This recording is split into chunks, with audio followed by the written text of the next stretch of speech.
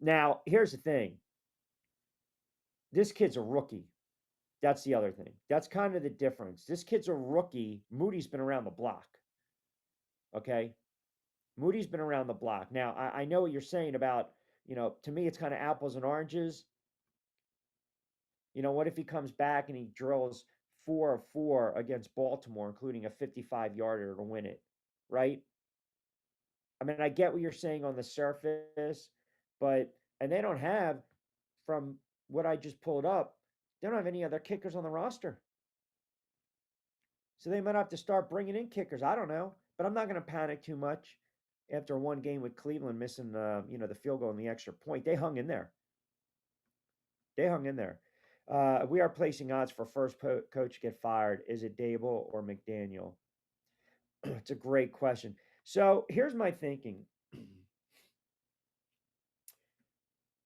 I don't believe. See, what Brian Daboll is doing is smart, even though I can't stand it. He's saving his ass right now because he still believes Russell Wilson gives the Giants the best chance to win football games. That's why he's going to keep trotting them out there. I don't want to hear this shit. I've been hearing it for 15 friggin' years about the offensive line. I am so over it. They've been trying to fix this offensive line since Eli's last couple of years, and they wasted his prime because they never addressed the line. So that falls on all the GMs you brought in, whether it was the Reeses, whether it was the Gettlemans, whether it was the friggin' Joe Shanes. I don't want to hear it. I don't.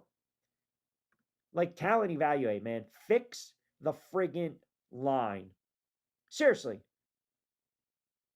Fix the god darn line, will you? My God.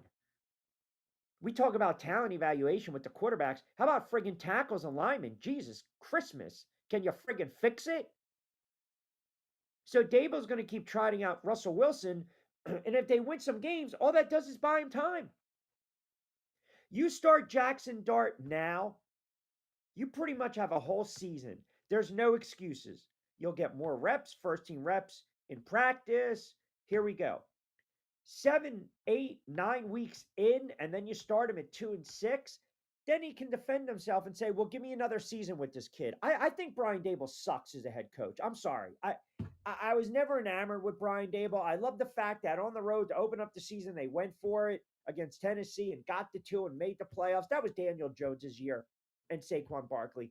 Daniel Jones, his legs won them 6 or 7 friggin' games. And they went on the road and he played well in Minnesota. And then you saw the frustration from Brian Daboll because they were a bad team coming out of the gate the following season. And he started to throw his quarterback under the bus. He never wanted Daniel Jones. That's the problem. Like you have these head coaches and these GMs in the NFL. Sometimes they don't want these guys. They inherit them and they don't have a choice, right?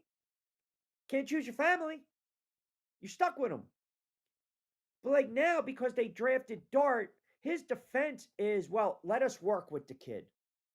It's pretty obvious their coaching staff and their level of evaluating talent, it's not even a level. They're so far gone.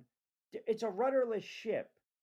There's no identity with the franchise. So to your point, I believe Daboll will get the season.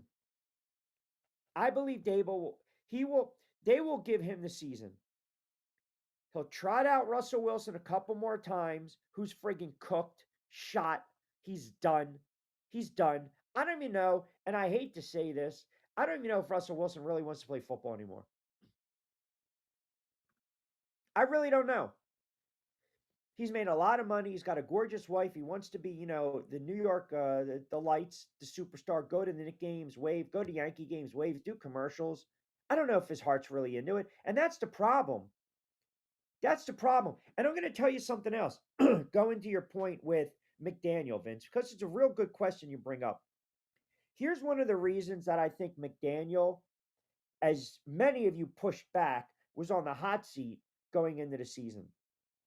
Now, it doesn't seem like it's a big deal, but the fact that they were toiling with the idea of Darren Waller and the fact that Darren Waller decided I'm not going to make rap music or videos anymore and come quote out of de facto retirement like late in the off season, training camp ish.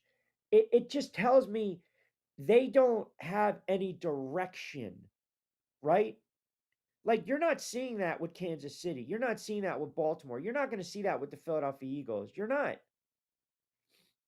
Oh yeah, this guy's going to come. You already knew he's flaky. You already knew this, this guy had issues off the field. I mean, hell, we found out with the Giants, his heart wasn't into it. He doesn't want to play football anymore. But you're going to take a flyer on this guy because what are you doing? You're trying to, piece together some things. That doesn't work. And you can sit there in the press conference and you can say, the goofy stuff, talk about, well, it's a good day I woke up, or, it's a sad day I might not wake up to. Whatever the hell he says half the time, because I don't even listen. It was cute when you win. It's not cute when you friggin' lose. It's not cute when you get waxed by 35 points against a team you should have beat.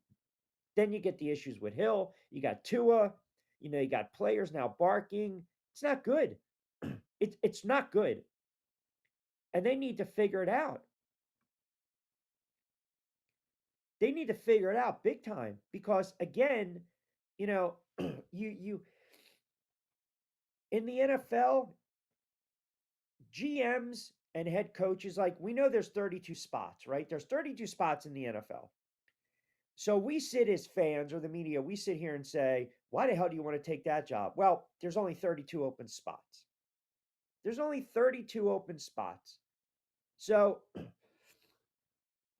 when you're on the hot seat, I mean, look, the one thing you need to do in the NFL besides win games is win divisional matchups. You have to. You got to win games in your division. Brian Daboll's 4-14-1 in his last 19 games in the NFC East.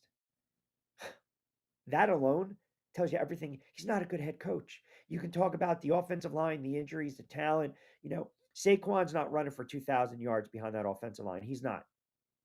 They held on to some players. They had some bad hits. Kadarius Toney, right? The offensive line, it's been horrible for years. They gave Daniel Jones a lot of money, but the coach never trusted him. Never trusted him.